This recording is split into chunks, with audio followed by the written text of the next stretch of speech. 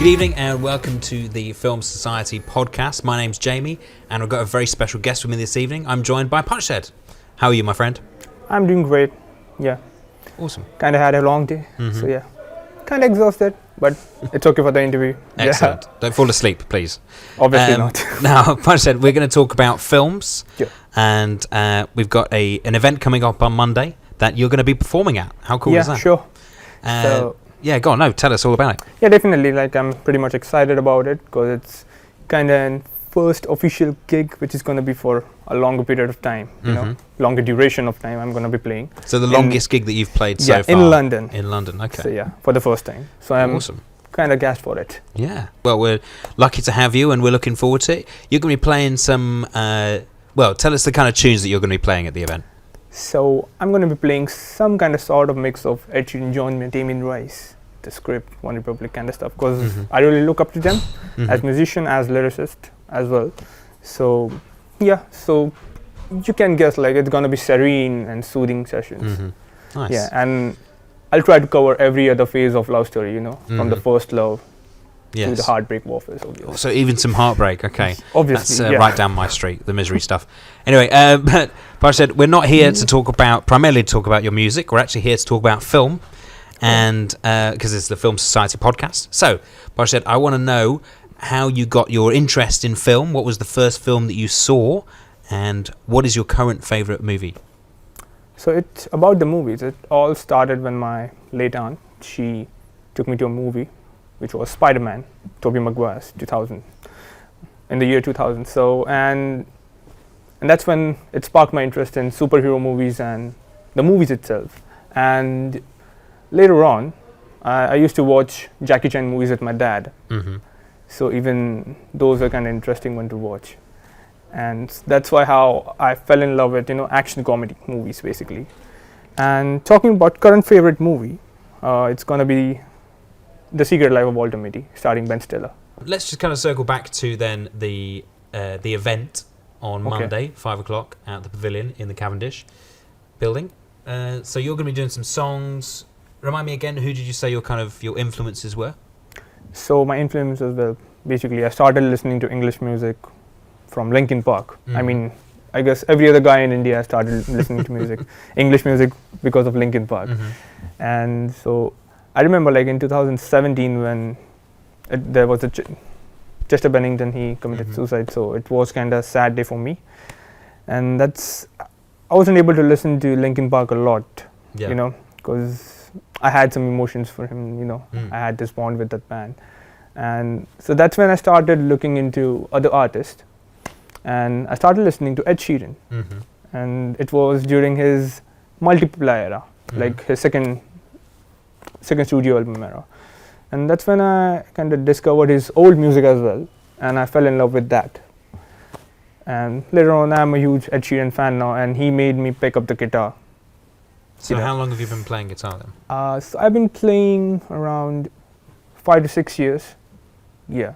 But I've been playing live, you know, at open mics and, you know, in front of the crowd for almost like 4 to 5 years. Yeah. Cool. And what made you decide that you wanted to perform in front of people and not just sort of, you know, play in your room by yourself? I mean, I always had these days, you know, as a bathroom singer, you know, where I used to, you know, just yell out Linkin Park songs, you know, in the bathroom, and, you know, it's just an imaginary scenario of you're singing for a concert full of guys, and so I always had this inspiration of singing, you know, in front of a crowd, and that's when I tried to, you know, just break the ice and, you know, just perform. Okay. And you know, like I can play the guitar now. So let's sing in the front of a crowd and jam. Why not? Yeah. And how long did it take you to get over that kind of initial fear of, oh no, I've got to sing in front of these people. Yeah. What if I'm not any good? What if none of them like me? I mean, it took almost 1 year. Yeah. So I remember I used to mess up a lot on stage, you know, and it's like kind of every other artist, like budding artist does. So yeah, I remember those old days, you know, kind of messing out. And that's when, and during that phase, I also like, you know, discovered John Mayer, who is another artist. I see him as a god now. A god? Yeah, John Mayer. What is it about John Mayer that makes him godly? I mean, his music, how he plays the blues. Yeah, I know some people don't, qualify him as a blues artist, but they should definitely check him out while he's playing with Eric Clapton, who is a legend to me, because Eric Clapton is God to John Mayer. So interesting. I remember this interview of Eric Clapton saying that John Mayer is a master guitarist, and John Mayer doesn't know how good he is. Yeah. So getting this coming from Eric Clapton is a big deal, a huge deal for him. So yeah. Cool. Bringing it back to film and sort of music and film. Who do you think, or who's your favorite kind of film composer? Like in music, okay. You can go with Hans Zimmer. Hans Zimmer. Yeah, okay. And Alan Silvestri, as I'm a Marvel fan now. Yeah. Yeah. So all the sort of the Avengers and stuff like that for Alan Silvestri, and what Hans Zimmer, because he's done quite a lot of movies. Are any ones that stand out? Interstellar. Interstellar, and I guess, and I have heard his soundtrack in Amazing Spider-Man 2 as well. Yeah. Many of the people don't know that he has done the soundtrack in that movie as well, but it's kind of underrated. That's the underrated stuff of Hans Zimmer, according to me. So let's again circle back around to the gig on Monday. You're going to be performing, you said, for the longest time ever. So what time are you going to be on stage?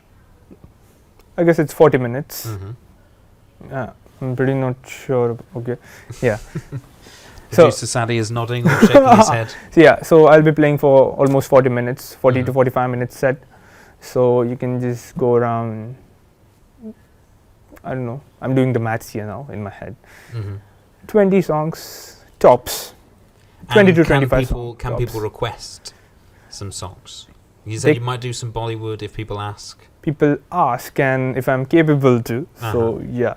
So I'll be having a set list. You don't need to worry about it. So I'll be putting up my set list. So I'm also planning to do kind of interactive session. Interesting. What do you mean by interactive? So I'll be depicting the story behind the song. Yeah. So I'll be talking about what's the story behind most of the songs, like every other song, like what the songwriter has written about, what the song stands for him or her.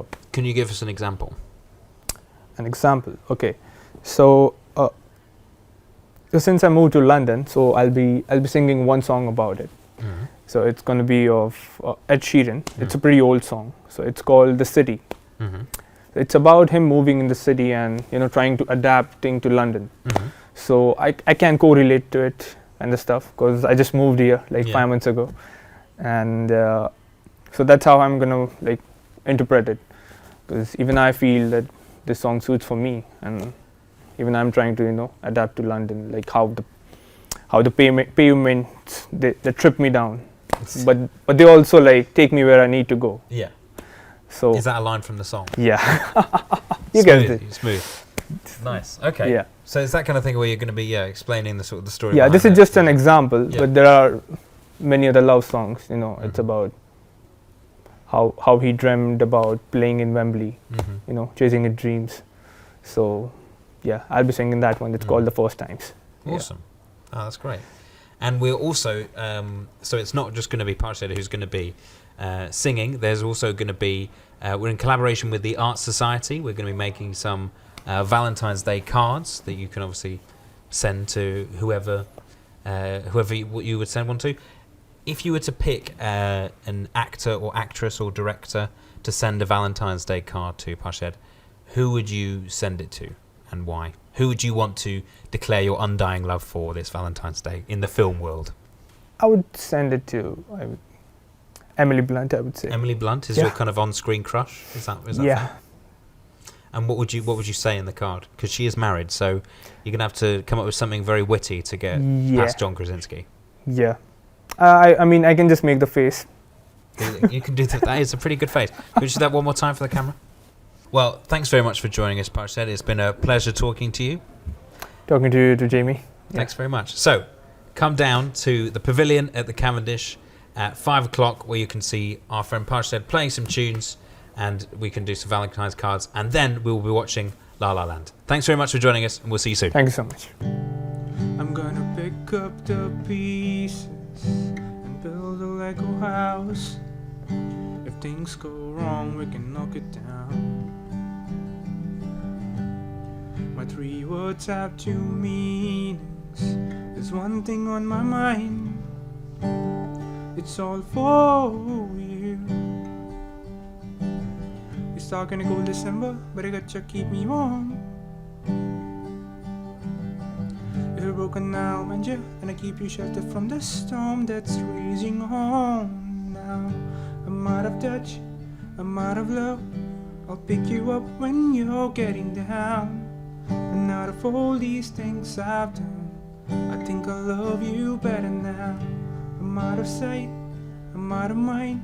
I'll do it all for you in time. And out of all these things I've done, I think I love you better now.